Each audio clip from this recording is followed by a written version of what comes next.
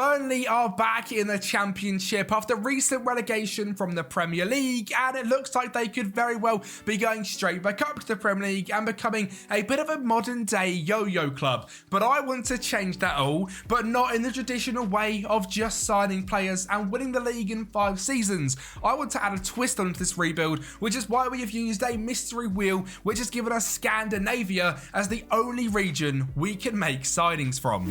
Which means this current Burnley team is going to look very different by the end of this rebuild, because our scouting, we can only sign Danish, Swedish or Norwegian players. I have used Google to find the traditional Scandinavian countries, and that is what it's given me. Sorry Finland, you weren't included, even though I thought you were. We've also set up scouting to go to them leagues and find us under 21 players and Scandinavian players that are good for right now. And we've actually been a tactic which I see as being a bit of a Scandinavian tactic. We're being attacking, we're being aggressive, and we're using a very high pressing 4-2-4 system, because that's how I imagine the Vikings would have played football back in the day. And if you've got any ideas for regions or countries we can do rebuilds with in the future, so I can put them on the mystery reel, get them down in the comments down below, and I will get your comment on the mystery reel for the next one we do of these. Now, in terms of our first season, of course, we absolutely dominated. It's no surprise Burnley got 106 points, so I'm not counting this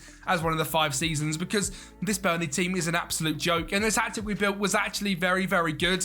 In terms of goals, it was mainly carried by Lyle Foster. He grabbed 20 and got 3 assists. Jadon Anthony was great, but he's only on loan and he's not Scandinavian, so his 15 goals are going to have to be replaced next season. Jay Rodriguez's contract is ending and he just grabbed 15 goals. Cody Osho is someone that I am very excited to use. He has 12 goals, 7 assists. He is American, but he is here at the club and someone we are able to use for this rebuild. Michael Benson's here as well with 23 goal contributions. Someone like Jeremy Sarmiento with his 16 goal contributions will not be able to come back into the club as he is not Scandinavian. And in terms of being Scandinavian, we need to get this scouting centre set up, because we now have £44 million in transfer budget and over £67 million in the overall balance as well. The club here at Burnley is built pretty damn good. Great training facilities, good youth facilities, and just a 2-star youth crewman, which isn't great. But obviously the club has come a long old way. They were in the Premier League for 5 or 6 seasons in a row and actually won the first division back in 1960 and in 1921. So a club with a rich history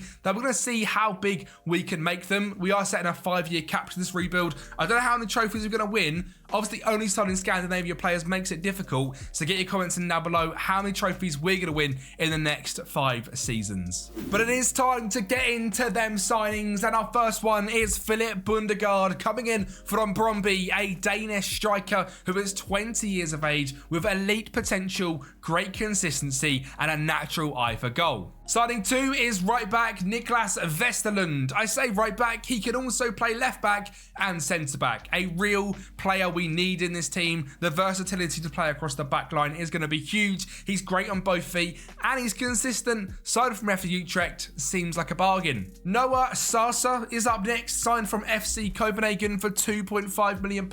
A signing, hopefully, for the future that we will see grow into a superstar player. He is just 19 years of age. He is up for loan and he is wanted by a bunch of championship clubs, which will be fantastic for his development. He's got great determination, great physical stats, and decent technical stats as well. At just 19 years of age, I'm sure he can grow into a star. But signing a winger for now was also necessary, so we signed Taha Ali, our first Swedish man of the rebuild, with 17 acceleration and 18 flair, also with 16 dribbling. We seem to have found ourselves the Swedish Neymar, before finding the Danish bagsman Michael Kaufman, signed from Heidenheim. He is 6'3". He's consistent. He likes big matches. He has great determination, great work rate. So for a pressing forward role, he'll be fantastic and has got great speed and finishing ability as well. And another bargain signing of just £3 million.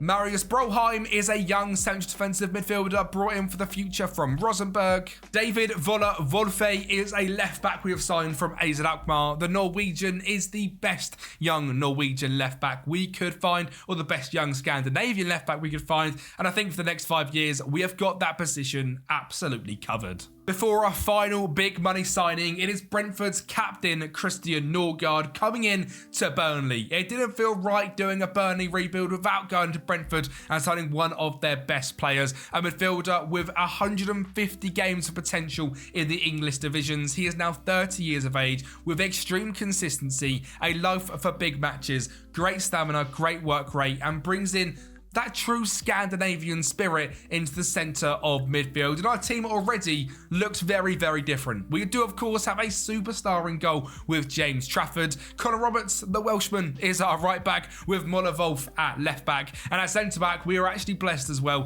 to have Maxime Esteve and Jordan Bayer in centre back. But moving on to DM, we have Josh Brownhill and Christian Norgard, a very good dynamic duo in DM with Cody Osho and Taha Ali as our two wingers. Bundegaard coming into that pressing forward role, and of course last season's 20 plus goal scorer Lyle Foster goes in up front. And interestingly enough, we're not actually predicted to get relegated. We are predicted to finish in 15th place, which, given we have just signed Scandinavian only players, we might have found a meta. This could be the new meta of Football Manager. Scandinavian only predicts us to finish 300 to 1 in 15th place. You never know what could happen. Well, we are going to play some lovely, fast, free-flowing football is exactly what is going to happen in this first season in the Premier League. We haven't decided to sit back. We have kept to our Scandinavian ways, and our Scandinavian lads are scoring a sincere amount of goals, including Josh Brownhill also getting the score sheet with a ridiculous free kick, and we grabbed a fourth here in a 4-1 victory over Nottingham Forest as Wolf whips it in and Big Kaufman heads home. We also ended up doing the double over Manchester United and Chelsea as we beat both teams 2-1 in both occasions, showing this Burnley team had some real fight and could take it to the big boys, and it led us all the way to 11th place in the Premier League this year, which is a very respectable finish. 14 wins, 9 draws, 15 losses, a -2 goal difference, but 51 points on the board for the first official season in this rebuild using this Burnley team is extremely, extremely impressive. In terms of goals, again, it was that man, Lyle Foster, 20 goals and 3 assists, and he is someone that I have never used on FM before, but this maybe might change my mind, especially for the rest of FM24 and potentially for FM25, because he is an absolute bagsman. Bundegaard was great in his first season in the Premier League as well, grabbing 21 goal contributions, as was Michael Kaufman, who grabbed 8 goal contributions, Hannibal Medbury, who came back from loan and grabbed 14 goal contributions, and of course Luca Koleosho, who I mentioned I was very excited to use, and for good reason. This season in the Premier League, 23 goal contributions at just 20 years of age, with a value of £64 million, which is outrageously good. Nicholas Vesterland was great with 5 assists. James Trafford is a fantastic goalkeeper who we are blessed to have at the club. 6.95 average rating is brilliant to see. Michael Kaufman was good. Marius Broheim played a few games and he was decent as well. Taha Ali was maybe not quite what we expected. He grabbed 3 goals in 3 starts and 21 off the bench. And Christian Norgard as well. Also maybe that's something that was needed to bring some experience into the side, but not exactly smashing it this season, which is fine, but is what it is. In terms of our transfer budget, we have £52 million to spend, and of course, another whole bunch of players to go and scout now through the Scandinavian leagues and being born in either Denmark, Sweden, or Norway. So in my eyes, it was Wonderkid time. Antonio Nusa is our next signing, brought in from RB Leipzig. The Norwegian absolutely smashed it at Club Brugge a couple of seasons ago now in this rebuild. He now has 10 caps for Norway, a 2-star current ability, which is extremely low looking at his stats, and a 5-star potential with good consistency. Let's see if we can get the best out of Antonio. And of course, we've also signed Moritz Kjærgaard as well from Red Bull Salzburg. The Danish striker/cam comes in and gives us a predicament in our tactic, which we will go over this season and next season to see where it's going to be best to fit him into. He is great on both feet. He can also play out wide and is a bargain signing of just 15 million. We didn't stop there though. We signed the #1 wonder kid from Scandinavia, Sverre Holseth Nypan from Rosenborg, and we are developing him into a central defensive midfielder, something that's not often done with Nypan, but as a sort of a volante in DM, he can be outrageously good, and being just 18 years of age, we have got all the time to improve him. Emil Breivik was a slightly older central defensive midfielder brought in. He was 25 and cost us £5 million from Molde. Thomas Jorgensen is a fantastic young left winger we've brought in and loaned straight back out to his parent club Viborg. And our final signing is Norwegian centre-back Andreas Honsche Olsen, signed from Wolfsburg after moving from Mainz. He has got great determination, great aggression and great defensive stats, while again being incredibly consistent and loving big matches. It seems to be a bit of a Scandinavian theme that all these players are fearless and extremely consistent, which we love to see. Now looking at our 4-2-4 system, we have changed it again ever so slightly, so we have now got Kjærgaard and Bundgaard up front with Nusa, Koleoshu, Brownhill, Norgard, Roberts, Bayer, Honsche Olsen, Mollevolf and Trafford in goal. And you're all wondering, where's that man Lyle Foster? Well, he is out of the door. He went to Al Ittihad and is now earning £800,000 a week. Yeah, I couldn't really turn that down. We got £40 million for him as well, and we were able to bring in Kjærgaard, and we now have more of a Scandinavian team, which is exciting. And for Lyle Foster, he's gone to earn that bread. And well, this year, I really want to see if we can tick off our first trophy in the Premier League era, either winning the FA Cup or the Carabao Cup, so let's see what we can do. Or were we going to come under some second season syndrome, as we have pretty shocking form to finish off this year? But to be honest, our first half season form was more than good enough to keep us up. Even if it is a drop in our points tally this season, we stay in 11th place, but things have definitely got worse. We are now on a negative 15 goal difference, which is 13 more than last season. Only 13 wins, 7 draws, 18 draws, amounting to 46 points, so only 12 points above safety and a whole host away from European football, which is not ideal. I don't think the formation is quite working now that Kjærgaard is in. I think we relied a lot on the pace of Lyle Foster, which we maybe have lost a little bit, because while Bundgaard did score 18 goals, Kjærgaard grabbed just 11, and our front two certainly fell off just a tad. Michael Kaufman definitely was better as a backup striker this year, grabbing 10 goals, and for a bargain of £3 million as someone you guys really need to be looking into for the end of this FM24 era. Josh Brownhill and DM impressing as ever. Norgard again with another decent-ish season, and to be honest, Koleosho dropping off a lot this season with just a 6.62 and 9 goal contributions is certainly something we need to attempt to fix. Nypan has been decent this season. We are trading him to play more in that DM role. He doesn't really have a chance in this system currently to play all of the games, so just starting 5 and 30 for the bench is decent. It didn't exactly impress, grabbing a 6.56 when he did play, but he is our #1 player we are looking to develop into an absolute world beater. And while spending all that money really did hurt our financial situation, we now have just £51 million in the bank and 40 to spend in transfer budget, but pretty much no money in the wage budget, and now starting to get a little bit of debt on the club and transfer debt. So we need to be a bit cleverer in terms of our signings and making sure that we are building for the future, but also looking to try and actually take Burnley to the next level. So for season 4, that's what we've done. We've invested into the future and trying to make this team younger, stronger, faster and better. Our first signing, Chidozie Obi from Manchester United. Now, I don't know if within these 5 seasons, Chido Obi Martin is going to be the striker we all want him to be. I really hope so, but it seems like in the version of FM that we've loaded up this time, he's not quite progressing at the rate we hoped, and at 18 years of age isn't quite killing it. I have seen this guy turn into an absolute beast, so a little bit of a shame, but someone we've signed, so hopefully in the future he can be a big player for us. Now obviously as well, these save files are available on the Patreon, which is linked in down below, where you can download all the tactics and rebuild files that we make here on the channel, so make sure to head down there for £5 a month and help support out your boy. Our second signing is a backup central attacking midfielder, because we have changed system this season and we have brought in Runar Norheim from Tromsø for just £2.5 million. Of course, remembering that we have a superstar cam in Kjærgaard, so we do not need to sign a star man there.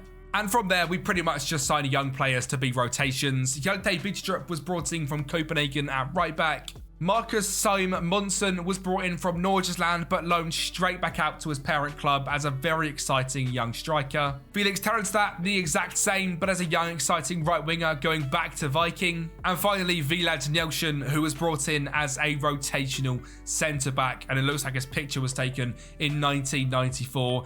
He lacks a little bit of consistency, a little bit injury prone, but hopefully he can develop into something very good here. Now, as mentioned, we have changed tactic and we have gone to a 4-2-3-1 tactic with central midfielders rather than central defence midfielders, because this way we can try and get the best out of number one, our deep line playmaker in Naipan, and number two, our ball midfielder in Emil Breivik, who comes in to replace Christian Norgard as he drops down to a rotational option. Now, of course, as well, this should see a bit more support for Nusa and Koleosho as they can get more involved in the attacking build-up and not be overtaken by the strikers that were up there doing all the business. They're going to need to get much more involved this season. Wolfer and Roberts at wing back are hopefully going to be flying forward and supplying us with lots of assists as well, and of course led by that man Philip Bundegaard, who has developed into a superstar striker. And to be honest, very much the same for last season. I'm looking to lift the trophy this season, so the FA Cup or Carabao Cup needs to be coming back to Turf Moor.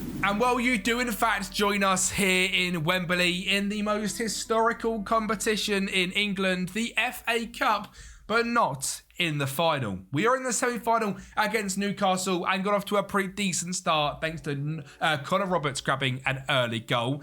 But Newcastle are a pretty good side of their own. Joe Linton and Anthony Gordon link up to make it 1-1, and Newcastle show their set-piece dominance thanks to that man Sven Botman. But in the 98th minute, showing that Scandinavian fight and spirit, Burnley come back and Kiergaard heads us to drawing 2-2 in this game, sending it all the way to penalties where Lewis Hall missed the first. And we went on to win the whole thing on penalties, sending us into the final against Chelsea, where again we go to extra time and we grab the first goal in extra time as well as Norheim slides it past Swedish man Jorgensen, maybe being paid a little bit there to give us the early lead. But João Felix scores in the 118th minute and we send the game to penalties once again. We scored, they scored. We then actually missed this penalty to Brownhill, but Chelsea missed thanks to Moises Caicedo and Anthony Faulkner with the very last penalty. James Trafford saves and Burnley win the FA Cup on penalties, winning the semis in Wembley and the finals at Wembley as well, which means we have won the most historical competition in England with only Scandinavian players. And it's very good we have as well, because we've had a shocking season in the league, finishing down in 15th place on 47 points with a -7 goal difference. I say shocking, pretty much the same season as last season, but due to the improvement of the league, we have dropped down to 15th rather than finishing in 11th. We actually were 1 point better off this season. Just looks worse than it really is. The tactic was decent and we sort of played more of how I wanted to play. We got the wingers a little bit more involved, which is good. The cam was great. The striker was decent, only grabbing 16 goals and a 6.71 isn't ideal, and maybe there is places to be improved, but now we have European football, we should be able to bring in some of the better Scandinavian players for season number 4 and the penultimate one of the rebuild. So we straight away brought in Rooney Bargi from Copenhagen. The Swedish right winger is renowned for being one of the most signed Wonderkids on FM24, and we are lucky enough that he is Scandinavian, so he joins Burnley. And for a bit more goal-scoring threat as a striker, I've also signed Kasper Dolberg on a free agent contract from Anderlecht. Interestingly, I don't believe he's ever played in England, which really surprises me. He's been to Ajax, Nice, Sevilla, Hoffenheim, now at Anderlecht, and now we bring him to Burnley after having 4 very good seasons there, and he'll be the backup option for Bundegaard if we need him to come on and score goals. And then we invested more in some fantastic youth talent, this time signing Hoyenhal from Rosenborg as a backup goalkeeper. Tom Shamoon is a very exciting young striker signed from Malmo. And Petru Laskason is the final one signed from AGF as a fantastic young Danish centre-back, but is going to be going out on loan to one of the many championship clubs that is interested in him. Again, the team looking a little bit different now with Bargi coming in on that right wing. We have now got the inside forwards on attack rather than support, looking to try again get them more and more involved. Naipan last season was very, very decent. He done very well in that deep line playmaker role, and it is really built for him. So hopefully we can get more and more out of him as well. And the back four is actually pretty much the same as the very start. Other than Wolf at left back, Esteve and Bayer are two very good centre backs. And despite anyone we have brought in, these two are both sort of early 20s when you start out and are now progressing into really solid Premier League centre backs. And Connor Roberts is just fantastic.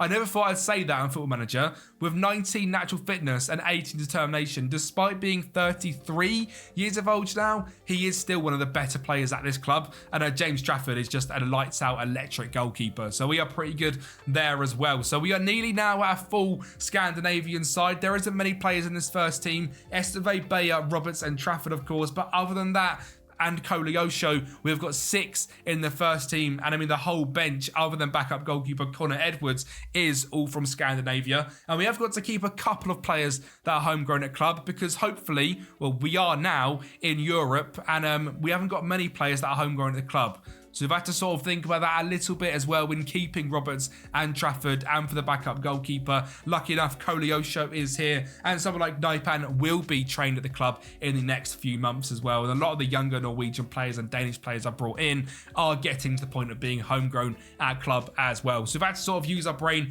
in that way as well. But exciting times ahead. We are in the Community Shield, the Carabao Cup, the FA Cup, Europa League, and Premier League for the penultimate season in this Burnley rebuild. So let's see what trophies we can win then. Is it going to be the Premier League? Well, I don't think so. We have had a pretty decent season this year though. We started off a little bit ropey, but went unbeaten for nearly 3 months before losing to Brentford.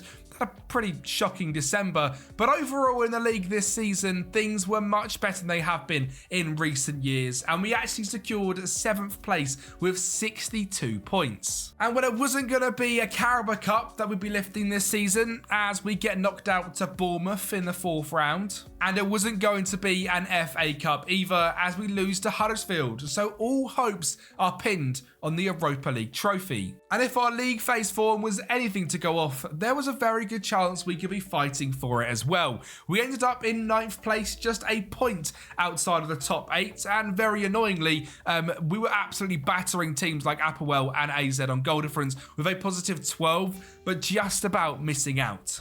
Which means we had to go to the dreaded knockout playoff round and faced up against Bromby, a team from Scandinavia who I just feel horrendously bad for. I didn't really want to do this to a Scandinavian side, given we are effectively a Scandinavian side, but we have absolutely bullied them and ended up beating them 7-3 on aggregate over the 2 legs, including this dominating 5-2 victory here at Turf Moor, thanks to goals from all of our new stars. Which then brought on the round of 16 against AZ Alkmaar, a team that had just pipped us to the top 8, and we conceded to an early penalty. But again, making Turf Moor an absolute fortress, and goals from Breivik were becoming things which always happen for us in European football. Breivik and Olsen linking up down that right hand side before finding Naipan to find Rooney Bargi to make it 2-1 in the final goal in this whole entire tie, as we draw 0-0 in the away leg and come away as 2-1 winners. Fiorentina was up next, and the Italian side once again came undone thanks to our Scandinavian fortunes, as Bundegaard scores in 71 minutes, and in the 98th we grabbed a second and turned Turf Moor into a fortress once again thanks to a 0-0 draw, meaning once again we were through to the semi-finals, where we were drawn up against Greek side AEK. And when the draw was made and we went 1-0 up in this tie, I thought this was going to be very easy to get to the final, but I was very, very mistaken, as AEK levelled the game up, meaning we had to go back to that Turf Moor happy place and see if we could win the tie. And we did win 1-0, thanks to first season signing Michael Kaufman, who has given us a place in the all-important, the coveted, the massive Europa League final. We were facing up against English opposition. Tottenham Hotspur, managed by Michael Rosa, was the team that stood in our way, and Basuma, thanks to just 3 minutes in, an early back post header gave them the early lead. But this Burnley side didn't know when to give up, and this season's star signing Rooney Bargi didn't know when to give up. He scored there to make it 1-0 and scored a second in this game to make it 2-1 in the 111th minute. But no, that is not the final goal in this game. In the 113th minute, Pape Mateta Sarr scored for Spurs and sent this game to penalties, where the first penalty by Heung-min Son was missed, thanks to James Trafford with a save. And our first penalty was missed. And it all came down to Spurs' fourth penalty, with Mateta Sarr eventually being saved by James Trafford, and our final penalty being scored by Antonio Nusa to send Burnley into hysterics and lifting the Europa League and making us European champions. Which of course is the reason we are qualified for the Champions League, as you eagle-eyed people may have seen, for our fifth and final season. Now, it would be ridiculous if we end up winning the Champions League with this Burnley side. I mean, it is quite literally only Scandinavian players. And my pronunciation for anyone that is Scandinavian, it's probably absolutely horrendous. Bundegaard, Kjærgaard and Bargi, Naipan, Breivik. I don't know if I'm doing a good job. Again, let me know in the comments down below. Is my pronunciation actually okay, or have you turned the video off already because it was that bad? Probably that one, and I'm going to see no comments about it, let's be honest. But yeah, so a very good season. We win the Europa League. We are qualified for the Champions League for the fifth and final season, and financially we are in a pretty damn good spot because of that as well. This balance is about to absolutely fly, and all of this debt and transfer debt is already gone thanks to that Europa League win. So let's now try and build a Premier League winning side. And well, first off, we're signing a young striker to back up Philip Bundegaard in Jakub Amabek, signed actually from Manchester City, who poached him from Brøndby at a very young age. He now has 16 finishing, 17 composure and ridiculous physical stats, and has replaced Chidozie Martin not only in my books but also in Denmark's books, as he has not progressed at all. We have sold him to Leicester for £9 million, making some tidy profit. And Jakub Amabek has taken his role as the new Danish striker. He has now played 4 games for them and is an absolute bagsman. So it'll be great to have him on loan here for a season. We've also gone to Denmark to bring in Patrick Dorgu, a left-back that is now linked with clubs like Manchester United due to his outrageous physical ability and ability to whip balls into the box. He's consistent, he likes big matches, and he's going to be unreal here at Burnley. William Clem is my next signing, another Danish central defence midfielder signed from Copenhagen. And finally, it's young Danish left-back Philip Smedgaard, signed from Sheffield United as a regen, as he came through the Hobro Academy in Denmark. He looks fantastic, and our team, we've actually tried to go back to the 4-2-4 for this final season. Dorgu playing at right back, allowing Wolf to go in at left back. Esteve is our left centre back, and you see this man Hunter at centre back. He was not purchased. He came through the Burnley Academy. My God, I've never seen a Burnley Wonderkid do this well. We played 40 games in the Championship last season, come to 7.12. So Mr. George Hunter is in the first team for this season. We could have found a generational English centre-back. Breivik and Clem make up the DM positions, but of course we have got Naipan and Norgard, of course, still there. Bargi and Nusa make up the wingers, with Kjærgaard and Bundegaard up front, but of course the likes of Dolberg and Ambeck can come in to them strike positions if needed. A very exciting side ready to take on the Premier League and Champions League, which, I mean, we of course got dumped out of very, very quickly in the round of 16 thanks to losing to Chelsea 4-2 in this one. The league phase, we were 16th. We were never really good enough to play Champions League football. As you finish 7th in the Prem, you probably shouldn't, but lifting a European competition gets you there. And we had good fun in the Champions League, but it wasn't meant to be winning it for this season. So that's a little challenge for you guys on Patreon, as is actually lifting the Premier League, as we finish down in 9th place and don't take that next step to being a massive Premier League side while using the Scandinavian only rule. I would like you guys to try try and keep up with the Scandinavian only signings and see if you can make Burnley Premier League winners. Send me screenshots on Patreon, Discord, anything like that. All the links are down below to do that. Make sure you are liking the video. If you have enjoyed this Burnley only rebuild using Scandinavian players, make sure to like the video, subscribe to the channel, and I'll speak to you next time.